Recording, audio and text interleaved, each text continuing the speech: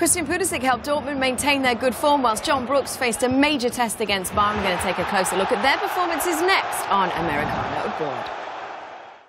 Hello everyone, I'm Abdo alongside Alexi Lalas and Stu Holden. It's been another eventful weekend for Americans in the Bundesliga. John Brooks, Weston McKennie, Bobby Wood, all featuring for their respective clubs. But it was Christian Pulisic, back from a calf injury, who celebrated a win in his game. Let's take a look at the power rankings of Americans. Yeah, a lot of Americans getting minutes. Not a lot of wins, except for Christian Pulisic, who came on as a sub for this Borussia Dortmund team that just is a juggernaut right now, getting that 4-0 win. Bobby Wood doesn't score a lot, came on as a sub, got a couple of shots. Weston McKennie was a starter, playing a more attacking type of midfield role, which was interesting to see, although it didn't help Schalke, which continues to struggle, losing to Bremen. John Brooks, a perennial starter, gets his 90 minutes in a loss to Bayern. And Alfredo Morales, who continues on in 90 minutes. An absolute shellacking at Frankfurt, where they shipped 7 goals. But he played all 90 minutes. Shellacking in German? It might be German. It might already be German. It might be. Let's go back to Christian Pulisic for a minute, because he's facing a lot of competition for playing time right now. Did manage to make an impact, though, after coming on. It's very important for him when he does get back on the field. He's struggled with a couple injuries this season, that when he does get on the field, he does make an impact. And that was something I think many of us challenged him last year, saying, this year, can you be more consistent? Can you provide goals? Can you provide assists when you're on the field? He'd had a very bright start to the season and then been derailed a little bit. Some players like Jadon Sancho, Brun Larsen have stepped up in his absence. So I think for him to show Lucien Favre that when he is on the field, that yes, he is going to create assists, he is going to be a threat on the right. But I still, even throughout the end of the game, you saw that missed shot there. There weren't all the cleanest of touches. This one, he gets an assist for it. It is a pretty simple 15-yard pass wide that ends up in a goal, but still, now he has the Champions League this week. It's going to be a challenge. I want to see now how Christian Pulisic responds to having competition for his place. It was like that under Thomas Tuchel. Last year, he was almost a shoo-in every single game.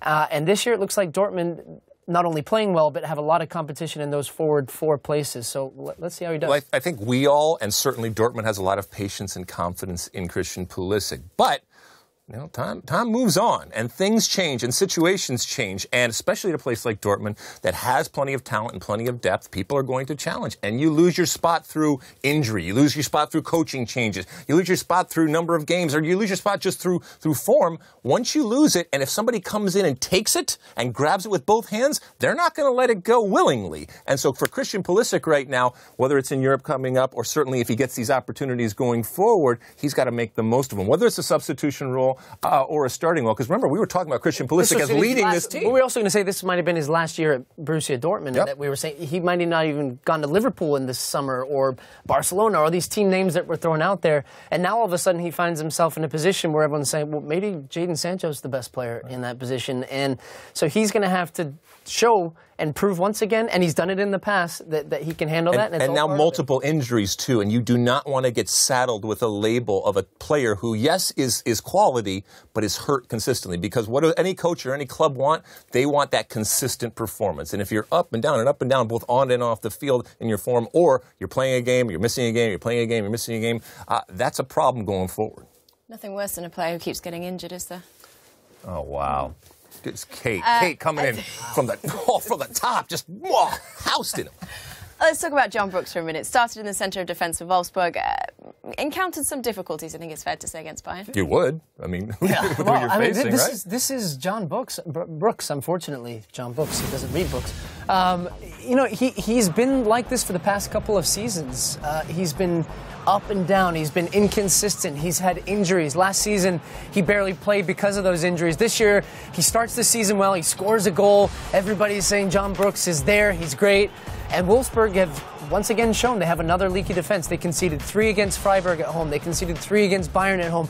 Some of these defending mistakes, the 2 center backs are caught on different pages. He's not sliding over. He's making elementary mistakes that you don't expect of a guy of that quality. And even when he played for the United States, the game against Colombia, yep. You know, I didn't think that he was the John Brooks that everyone knows he can be when you look at the qualities that he has. And to be fair, in this situation, despite the crise that is going on right now with Bayern Munich, it's still a very, very good team. And so you're going to have your hands full no matter who comes up against Bayern Munich and against Robert Lewandowski. But I think the expectation was that John Brooks yes, we're talking about it because he's an American, but he's also a recognized good quality player who just happens to be American, and one that they brought in to solidify that defense and to be a leader and to put out fires, not just his own in terms of the one-on-one, but we saw some of those highlights where you need to smell that danger as any center back, but certainly as a leader and someone that they expect to not only put out your own fires, but to find those other fires to the extent that you can and help out. And too often now, while he may be doing his job at times, he's got to do other players' jobs because that's what you expect out of a leader and out of a player of that stature.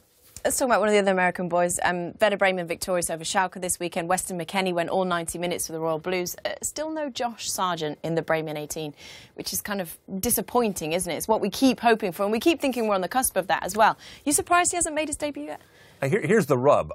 While oftentimes American players are put into situations where they're playing for lower teams and teams that aren't doing well, you want to see players that are, like a Christian Pulisic, that gets to come in surrounded by talent for a good team. The problem is, from a Josh Sargent perspective, is until his team starts to do poorly or they recognize that they need some firepower and some help, he's going to be on the sidelines. Look, he has done everything that they have asked. They've come out very, very publicly and said his days with the under-23s are numbered, but you kind of want him to get on that field at some point, either through playing an inferior opponent or injury or something like that. Something has to break to get him on the field. It's okay. It's okay, because when he does step on the field, I'm happy because he's going to be surrounded by what looks to be, at least so far, a very good team, and that's good because as a forward, we look at Bobby Wood right now, who can score goals, but oftentimes he's surrounded by lesser talent and a team that is only going to get 2 or 3 opportunities. That's not what I want for a Josh Sargent or any